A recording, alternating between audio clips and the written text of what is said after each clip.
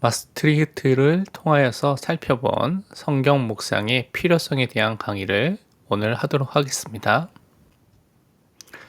성경 묵상의 필요성은 첫 번째는 하나님의 명령에 의해서 모든 그리스도인에게 주어진 의무이기 때문에 이 성경 묵상은 반드시 그리스도인이 해야 되는 중요한 축복인 것을 우리가 붙잡아야 되겠습니다.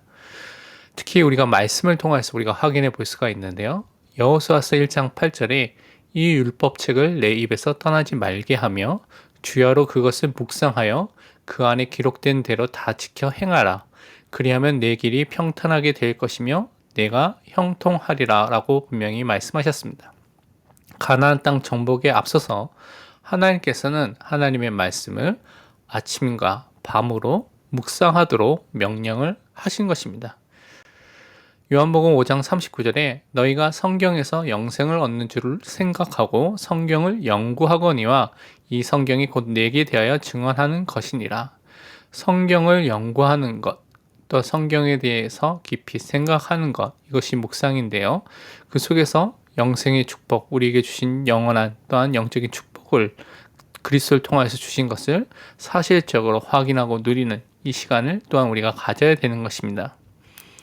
골로새서 3장 16절에 그리스도의 말씀이 너희 속에 풍성히 거하여 모든 지혜로 피차 가르치며 권면하고 시와 찬송과 신령한 노래를 부르며 감사하는 마음으로 하나님을 찬양하고 라고 말씀하고 있습니다. 우리 마음속에 그리스도의 말씀이 풍성히 거할 수 있도록 있을 수 있도록 우리는 반드시 묵상이라는 중요한 축복을 누려야 되는 것입니다. 그렇다면 이 성경 묵상이라는 것은 마스트리히트 이후에 또 그 동시에 살았던 또 청교도들도 역시 성경에서 하나님이 명하시는 명령으로서 이 묵상을 강조하였습니다. 그래서 이 청교도들도 묵상에 대한 많은 책들을 남긴 것을 우리가 교회사를 통하여서 역사를 통해서 확인해 볼 수가 있습니다. 많은 성경 구절 중에 신명기로부터 특히 시편에 많은 성경 구절을 근거로 해서 이 이야기를 우리가 확인해 볼 수가 있습니다. 특히 마스트리히트는요, 다윗과 같은 인물, 또 솔로몬과 같은 인물, 마리아와 같은 인물이 중요한 성경 묵상을 삶을 살았던 그 사람으로서 예시로서 제시하고 있고, 그래서 우리가 이러한 삶을 살아야 될 것을 분명하게 말씀하고 있습니다. 성경에서 그래서 이미 묵상이라는 것 자체가 하나님이 하나님의 자녀에게 주신 명령이라는 것을 우리가 확인해 볼 수 있고 하나님의 자녀답게 사는 삶 속에 분명히 있는 것이다라는 것을 확인해 볼 수가 있습니다. 그래서 묵상은 성도가 반드시 해야 될 의무라는 부분들을 우리가 확인해 볼 수가 있습니다. 그렇다면 더 구체적으로 성경 묵상을 해야 되는 네 가지 이유, 마스트리히트가 정리했던 네 가지 이유에 대한 부분을 통하여서 우리가 묵상의 필요성에 대한 부분을 다시 확인해 보도록 하겠습니다. 첫 번째는 하나님의 말씀이 영혼을 위한 특별한 양식이 되기 때문에 우리는 묵상을 해야 됩니다. 우리 육신의 또한 음식을 먹어서 우리가 영양분을 통하여서 성장을 하듯이 우리가 영혼을 위한 하나님 양식이 분명히 있는데 그것이 하나님의 말씀이라고 마스트리히트는 강조하고 있습니다. 하나님의 말씀이 성경에 보니까 빵으로, 떡으로, 젖으로, 꿀로 이렇게 비교가 되고 있고 비유가 되고 있습니다. 이 의미는 목회자들이 이 말씀을 통하여서 이 말씀으로 성도를 먹여야 되는 것들을 보여주고 나타내고 있고 또 성도들은 그 말씀을 먹어야 된다는 것을 분명하게 말씀하고 있습니다. 특히 말씀이 없다는 것은 영혼을 위한 양식이 없는 것이죠. 그것은 영적으로 힘을 내어서 살아갈 수 있는 것, 또한 성장할 수 있는 것이 전혀 없다는 것입니다. 그렇기 때문에 중요한 영적인 부분에 있어서 침체가 올 수밖에 없는 그런 상황이 다가오게 된다는 것입니다. 그래서 그리스도인이 묵상을 하지 않는다면 제대로 하나님의 말씀을 소화할 수 없고 그 속에서 영양분을 받아서 성장해야 되고 그래서 그것을 계속할 수 있는 개인의 영적인 양육 시스템이 있어야 되는데 그것이 완성될 수 없는 상태 속에 있다는 것이죠. 그래서 개인이 지속적으로 성장하고 또한 힘을 누리기 위해서는 개인의 영적 양육 시스템의 핵심이 무엇이냐? 말씀 묵상이라는 것입니다. 두 번째로 우리가 묵상해야 되는 이유는 말씀이 우리 마음속에 뿌리 내려지면서 동시에 심어진 말씀, 각인된 말씀이 되는 길이 묵상밖에 없기 때문에 우리는 묵상을 해야 되는 것입니다. 그래서 마스터리트는 이 말씀의 각인과 말씀이 뿌리 내려지는 것에 대한 부분을 굉장히 많이 강조한 것을 확인해 볼 수 있고, 그 길이 묵상이라고 강조한 것입니다. 음식이 소화되는 과정을 통하여서 이것을 설명하면서 말씀을 적절하게 묵상하지 않으면, 음식을 제대로 소화하지 않으면 영양분이 우리에게 주어지지 않는 것처럼 말씀을 적절하게 묵상하지 않으면 우리에게 유익이 없을 것이라고 단언을 했습니다. 그 말씀을 우리가 묵상하면 묵상할수록 그 속에 담겨진 영적인 영양분과 함께 영적인 유익과 우리가 모든 축복을 누리게 되는 그런 축복이 임하게 된다고 말한 것입니다. 성경을 고찰하면서 깊이 숙고하는 이 묵상의 축복이 없다면 그것은 마치 그림의 떡과 같이 신자에게는 그 성경의 말씀이 아무런 도움이 되지 않는 상태 속에 있다는 것이죠. 그래서 우리가 사실적으로 묵상의 시간을 가져야 된다고 우리가 확인해 볼 수가 있습니다.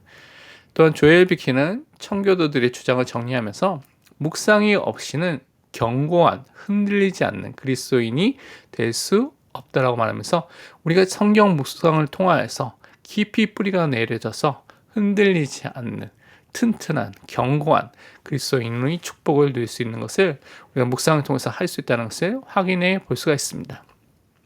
그래서 묵상을 통해서 자신에게 주어진 영혼의 양식을 실제로 우리가 먹고 소화시키는 이 집중의 시간, 그것을 통해서 말씀이 반복적으로 우리 안에 심어지게 되고 각인이 되어지고 뿌리 내려지고, 그래서 개인의 말씀, 나의 언약의 말씀으로 붙잡을 수 있도록 묵상은 반드시 필요한 것입니다.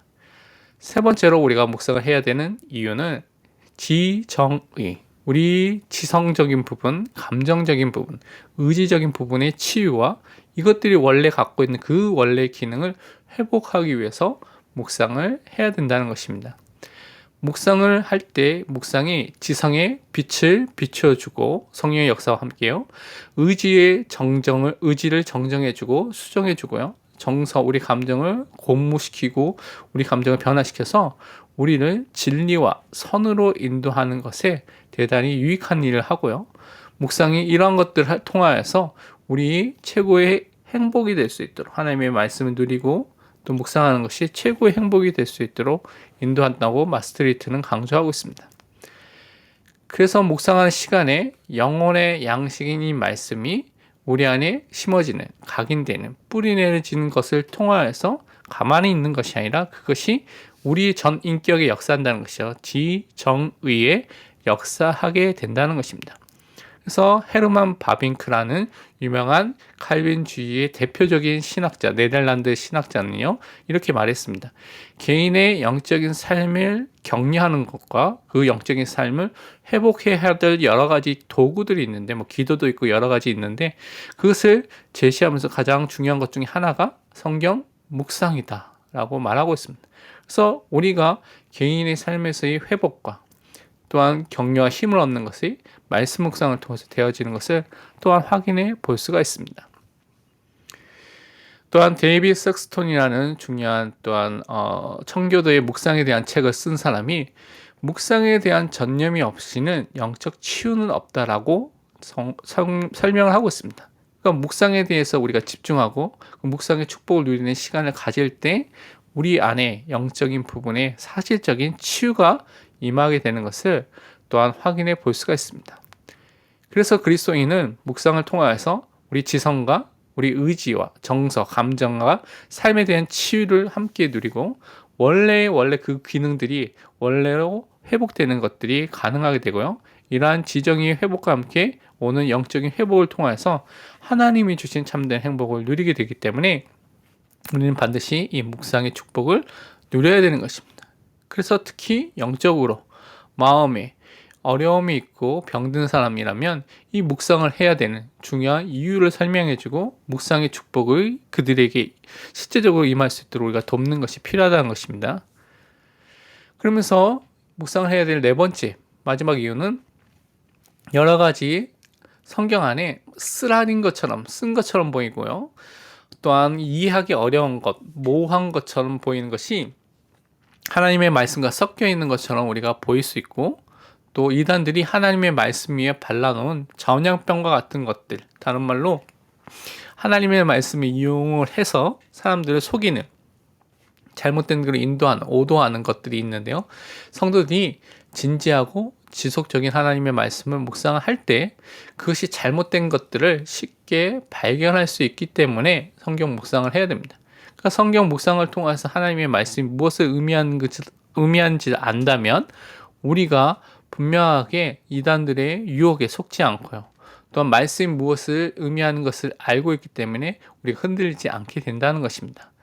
하나님의 말씀 묵상하는 그 자체가 말씀에 대한 모호성과 난해성, 그 자체를 제거할 수 있습니다.